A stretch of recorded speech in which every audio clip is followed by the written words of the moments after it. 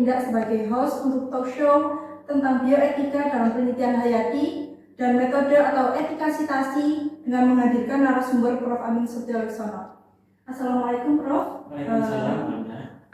Prof. Amin, dapatkah dijelaskan kepada saya dan teman-teman apa yang dimaksud dengan bioetika dan apa pentingnya dalam penelitian biologi?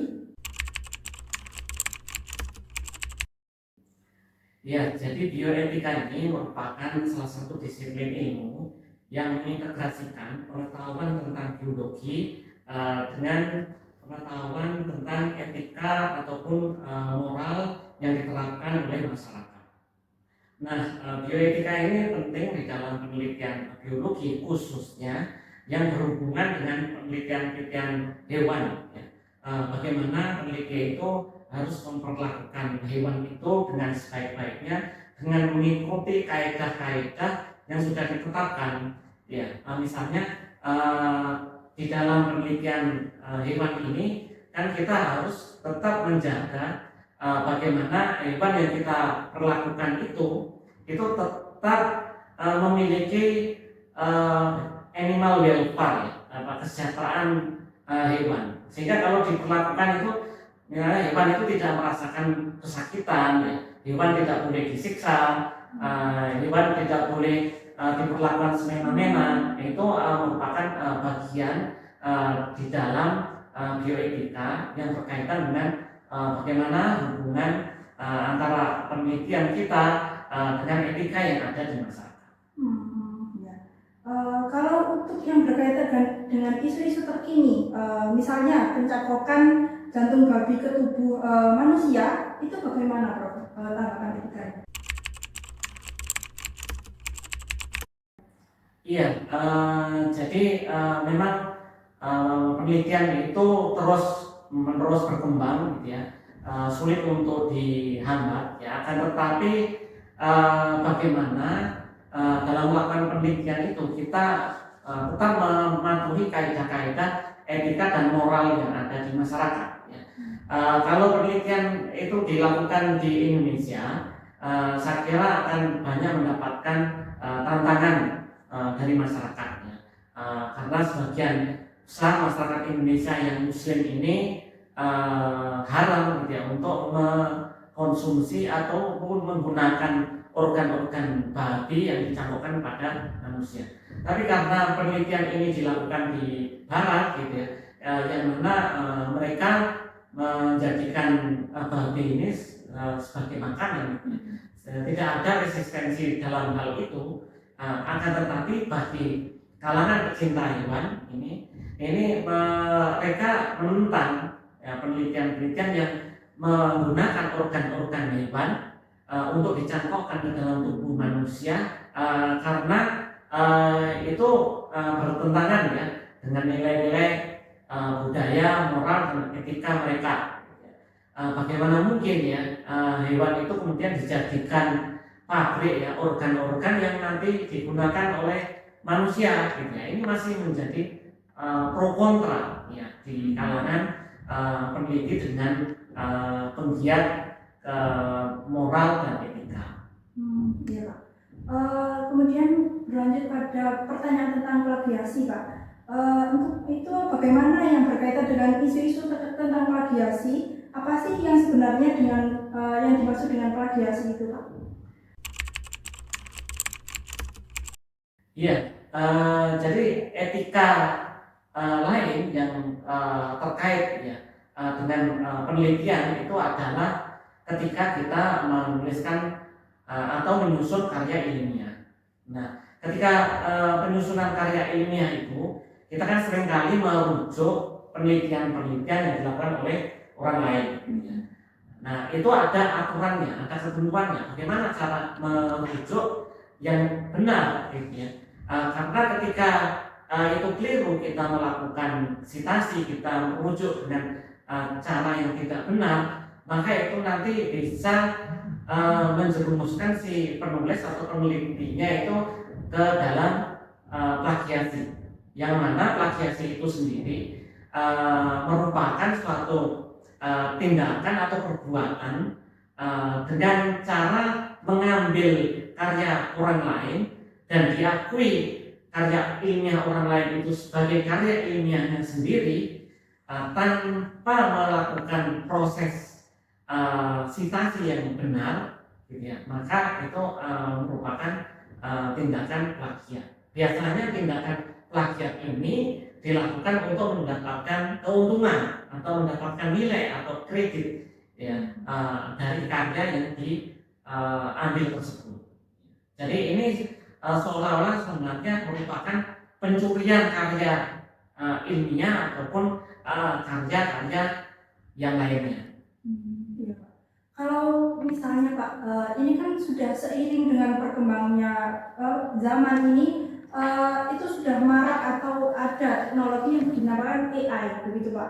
Nah, di AI itu ada yang dinamakan ChatGPT. Kalau untuk penggunaan ChatGPT itu bagaimana Pak? Apakah itu juga termasuk dengan plagiasi? Iya, jadi terkait dengan perkembangan teknologi ini, gitu ya, memang itu pun juga tidak bisa kita hindari ya, adanya perkembangan teknologi yang semakin maju, gitu ya. Nah, umumnya di dalam mata kuliah MPHP ini mahasiswa masih tetap diperbolehkan ya, untuk memanfaatkan teknologi tersebut untuk mendukung karya-karya yang dihasilkan, gitu ya, tugas-tugas yang dilakukan. Ya, akan tetapi sekali lagi bahwa ChatGPT ini hanyalah tool, hanyalah alat, gitu ya. Tidak boleh kemudian diambil secara letterlek ya. Semua jawaban dari ChatGPT itu kemudian diakui sebagai karyanya sendiri, gitu ya. Karena belum tentu juga apa yang dituliskan oleh ChatGPT itu 100% betul ya, belum tentu, gitu ya. Ada hal-hal yang masih tetap harus dikonfirmasi, diverifikasi oleh mahasiswa sebelum menggunakan itu sebagai karyanya sendiri, gitu ya. Jadi harus diolah terlebih dahulu, kalimat-kalimatnya harus disesuaikan dan harus dikonfirmasi kebenaran faktualnya, kebenaran ilmiahnya. Iya. Kalau begitu Pak, bagaimana cara mahasiswa untuk merujuk referensi agar tidak salah plagiasi itu Pak? Yang pertama, ketika kita merujuk referensi atau karya ilmiah apapun itu harus mencantumkan penulisnya dan judul tulisannya secara lengkap sesuai dengan kaidah penulisan referensi, gitu ya. Itu harus dicantumkan.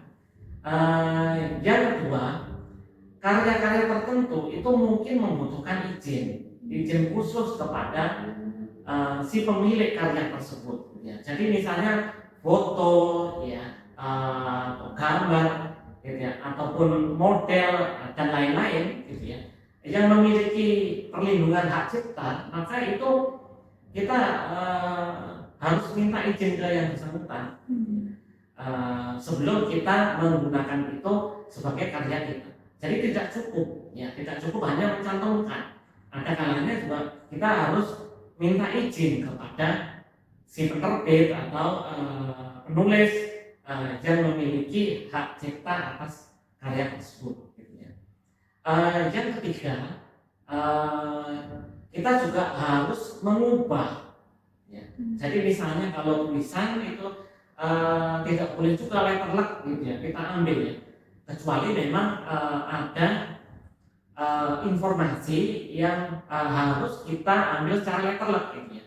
Misalnya undang-undang, gitu ya, peraturan pemerintah, kemudian teori atau hukum, yang mana itu ya harus diambil secara letterlek, ya itu memang begitu caranya. Tapi yang lain itu harus kita modifikasi, kita parafrasing, ya, diubah kalimatnya dengan kalimat kita sendiri.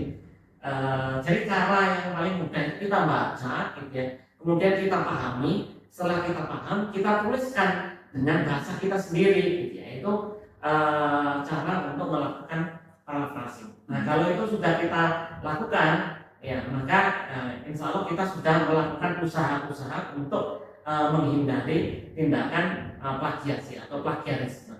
Akan tetapi sebenarnya plagiasi ini sendiri hanyalah satu bagian ya dari scientific fraud yang lain. Ya. Jadi masih banyak yang lain itu yang tergolong scientific fraud. Ya. Jadi misalnya data falsification, data fabrication, data manipulation. Ya. Jadi kita menggunakan data-data yang tidak sesuai dengan realitanya, yaitu contoh dari scientific fraud yang tadi saya sampaikan.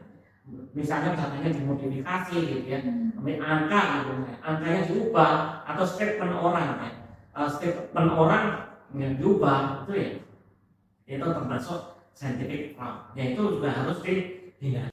Kalau di kampus nih Pak, jika mahasiswa itu melakukan plagiasi, apakah itu juga akan kena sanksi Pak? Oh ya, jadi di dalam peraturan menteri maupun peraturan universitas, maka pelanggaran terhadap plagiasi ini memang ada sanksinya. Mulai dari sanksi yang paling ringan, misalnya teguran lisan, kemudian meningkat lagi teguran tertulis, sampai sanksi yang berat. Nah kalau sanksi yang terberat ini ya, misalnya sudah diberi teguran ya, tetapi masih tetap melakukan itu, gitu ya, maka bisa jadi nanti meskipun sudah lulus, gitu ya, kelulusannya bisa dianulir, ya, bahkan misalnya sudah menjadi sarjana, gelar sarjananya bisa dicabut, gitu ya. Kalau memang benar-benar terbukti melakukan tindakan plagiasi tersebut. Baik, untuk itu terima kasih Prof. Amin atas penjelasannya. Semoga sehat selalu. Mungkin sekian untuk talk show pada pagi hari ini dengan narasumber yaitu Prof. Amin Satuleksono.